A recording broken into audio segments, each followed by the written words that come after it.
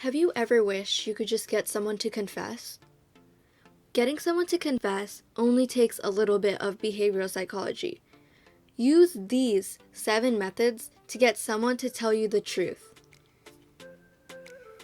1. Don't fill the silence. The fact is, if you keep talking and talking, you're not going to get anything out of the other person.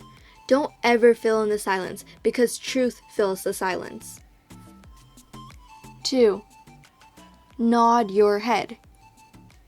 I know this one may sound a little odd, but it's a cool behavioral hack that you can use in many situations. So research shows that people talk 3 to 4 times more than usual if the listener nods their head as the speaker talks. So you can do this after someone pauses or when their sentence seems to end. Just nod your head 3 times and then let them keep going and keep adding on to whatever they're saying. This also incorporates the first tip and helps you extend your silence. 3. It's not a big deal. So the problem is, the main reason why someone may not want to tell you the truth is because they're scared of your response or don't want to get in trouble or get you mad.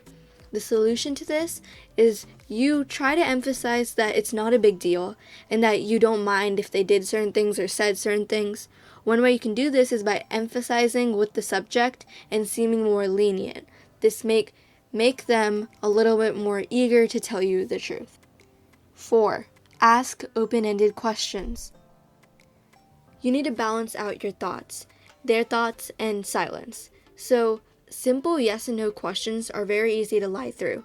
The longer the answer, the more room there is for emotional and nonverbal leaks. So make sure you ask them open-ended questions. 5. Tell the worst version.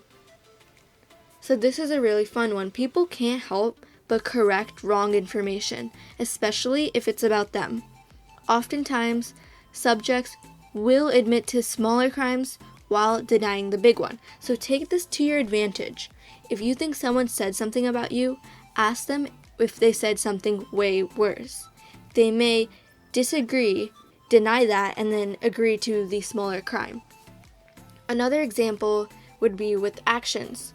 For example, if you think your coworker took your favorite Sharpie, ask if they took your favorite Sharpie and your credit card. Then they may deny taking your credit card and agree to taking your Sharpie. 6. Ask them again. So liars often have the story rehearsed in their head. They often go over it a few times to make sure it's believable as well. So instead, try to get them to tell the story differently, in a way they haven't reversed. A few examples of this may be asking them to tell the story backwards, pausing and asking them to repeat what they said right before, and then asking them to start in the middle or in certain places in the middle. And finally, 7. Invade their space. This is a really advanced tip, but people can actually feel at unease when you enter their personal space. Pull a chair closer or take a step towards them. This will help them feel more transparent, and it's a great way to get secretive information. If you found this video very interesting, for more related content, you can find the Success Bistro on Udemy, link in the description, for more detailed courses like this. Hope you guys enjoyed the video. Thank you.